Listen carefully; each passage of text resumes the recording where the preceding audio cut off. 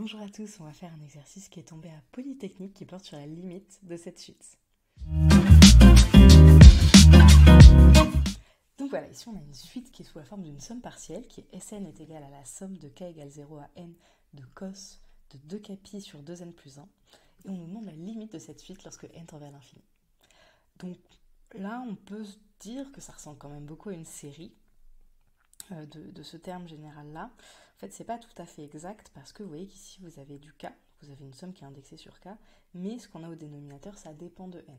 Donc on n'a pas vraiment une série ici, on a vraiment une suite parce qu'à chaque terme, le terme qu'on somme va changer en fonction de n.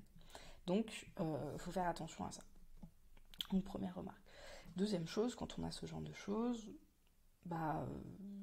les cosinus, on aime bien, quand ça tend vers l'infini, tout ce qui est en cos nx ou des choses assimilées, ça ne parle pas trop parce qu'on ne sait pas trop comment ça se comporte en fait. Donc voilà, donc ça c'est les choses qui nous embêtent un peu dans cette somme.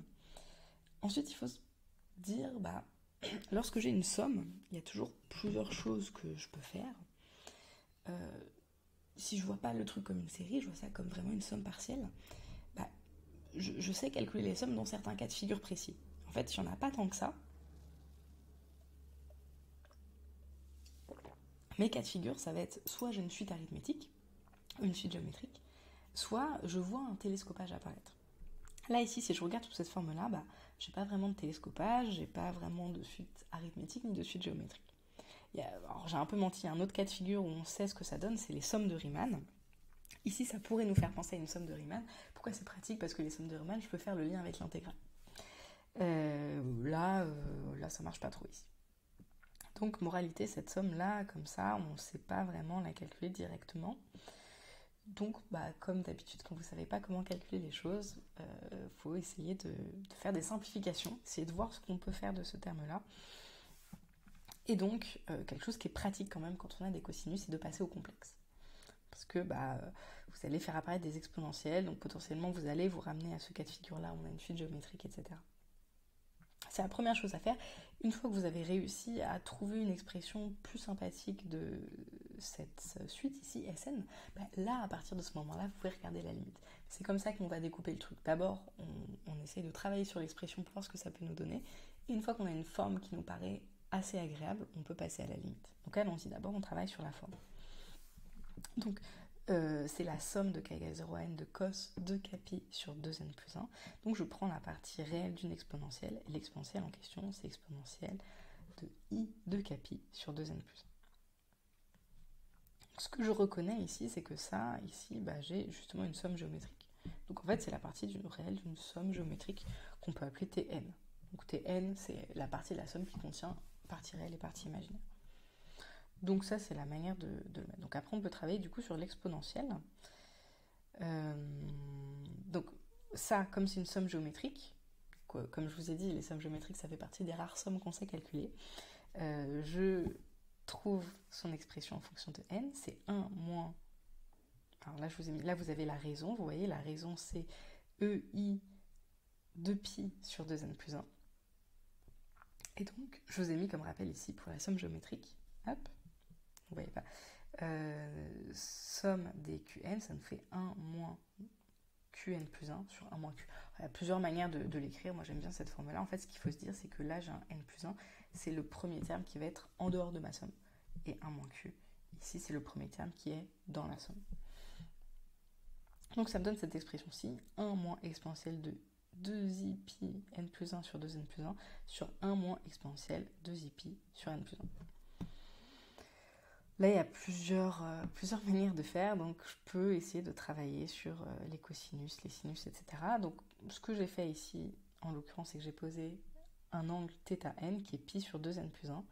Et donc, c'est juste pour alléger un peu les notations. Et j'ai utilisé cette formule-là. En fait, j'ai multiplié en haut et en bas par E moins I θn. Pourquoi? Parce qu'en fait, je vais avoir du coup des E moins I θn, plus E plus I θn, etc. Des choses qui ressemblent à ça. Et donc ça, c'est la manière d'écrire les sinus et les cosinus en notation exponentielle. Donc c'est pour ça que cette astuce ici, elle va bien marcher. Donc voilà l'expression que j'obtiens. Donc là, vous voyez que j'ai du i θ n facteur de n plus 1. Là, j'ai du i θ n. Et par contre, ça, c'est des sinus. Et ça va être le cosinus plus le sinus. Donc voilà ma somme Tn. Donc Tn, je vous rappelle, c'est toute ma somme complexe. Moi, ce qui m'intéresse dans tout ça, c'est uniquement la partie réelle. Donc ça, c'est ma somme en entière. Donc moi, si je prends la partie réelle, je vais obtenir Sn est égal à sinus de n plus 1 θn, cosinus de n θn sur sinus de θn. C'est un peu plus agréable à manipuler, mais ça suffit pas. Vous voyez, là, on n'a pas une expression qui nous permet de conclure sur la limite. On voit clairement pourquoi. Donc là, ce qui est pratique, c'est que vous avez des sinus et des cosinus, et quand on a des sinus et des cosinus, c'est quand même des fonctions pour lesquelles vous avez beaucoup de formules différentes. Donc c'est ce qu'on va essayer de faire ici. Donc la première chose qu'on peut faire un peu naïvement, c'est de se dire, je vais utiliser les formules d'addition des sinus, des cosinus pour développer ce truc-là, celui-là ici. Là, vous pouvez essayer, si vous faites ça, ça va pas marcher, parce qu'en fait, il vous manque un cas particulier qui est caché, en fait, dans le θn ici. C'est la première chose, c'est la première intention que vous pouvez avoir, c'est ça, donc là, vous pourrez essayer. Ensuite, une fois que vous avez ça, vous avez toutes les autres formules trigo. Donc, notamment, nous, on a un lien très particulier entre θn et n plus 1 θn. Donc je l'ai un peu caché quand j'ai posé cet angle égal θn, mais en fait, on peut le voir. Donc je pose alpha n qui est égal à n θn et bêta n qui est égal à n plus 1 θn. Alpha n, ça va être npi sur 2n plus 1, et bêta n, ça va être n plus 1 pi sur 2n plus 1. Donc qu'est-ce que j'ai comme relation particulière entre les deux? Vous voyez que si je fais la somme de alpha n et de bêta n, j'obtiens que alpha n plus bêta n, c'est égal à pi. Et ça, c'est pratique, parce que pi, c'est quand même une grandeur très importante dans les cosinus, et notamment, vous avez des formules qui vous donnent cos de pi moins x, sin de pi moins x, etc. Donc c'est ces formules-là qu'on va utiliser ici. Je vous les redonne ici. Ce qu'on a, c'est que cos de pi moins x est égal à moins cos x, et sinus de pi moins x est égal à sin x. Ça, c'est des formules que vous pouvez retrouver très facilement, vous vous souvenez, en juste dessinant le cercle trigo et en traçant les angles et en regardant ce qui se passe. Donc voilà ce que je vais avoir. Donc là, je vous ai mis les deux cas de figure. La somme de alpha n et bêta n, c'est égal à pi. Et la différence entre bêta n et alpha n, c'est égal à θn. Donc pi sur 2n plus 1. Donc c'est ça qu'on va utiliser ici. J'ai écrit Sn d'une manière différente, qui est cos alpha n fois sinus de bêta n sur sinus de bêta n moins alpha n. Donc là, vous voyez, je vais tout voir apparaître.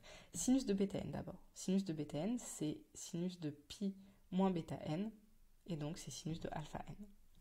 Donc ça, c'est la relation que j'ai notée 1 ici. Même chose en bas, je vais avoir du sinus de bêta n moins alpha n. Donc ça, par contre, j'ai pas de... J'ai dit que ça, c'était sinus de θn uniquement, donc je peux faire apparaître ici, en fait, les formules d'addition. Ça, je dis que c'est sinus bêta cos alpha moins sinus alpha cos bêta. Et moi, j'ai dit que sinus de bêta n, c'était égal à sinus alpha n.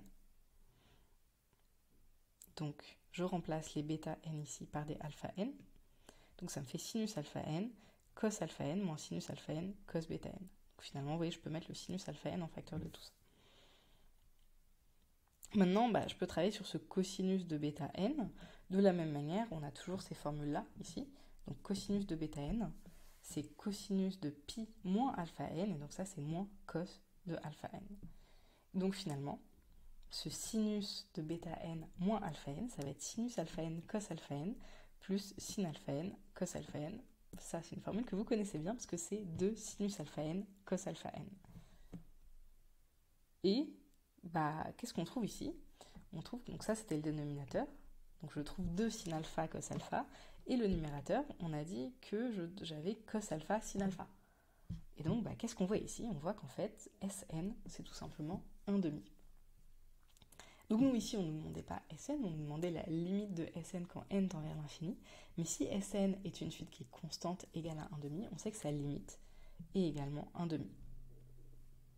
Donc c'est juste ça ici, vous voyez qu'il n'y a pas de grand théorème sur les limites, pas d'autres choses à utiliser, alors c'est un résultat qui peut avoir l'air un peu décevant comme ça, mais ce qu'il faut garder en tête, c'est que ça vous apprend les bons réflexes. Toujours quand vous avez une suite, vous essayez de travailler sur sa forme au maximum pour pouvoir la simplifier autant que vous pouvez, et ensuite vous regardez sa limite. Et là, on se rend compte qu'on n'a même pas besoin de passer à la limite. Si on a bien travaillé sur la forme de la suite, on trouve qu'on a une suite qui est constante. J'espère que ça vous aura été utile. N'hésitez pas à partager cette vidéo ou à me dire ce que vous en avez pensé en commentaire.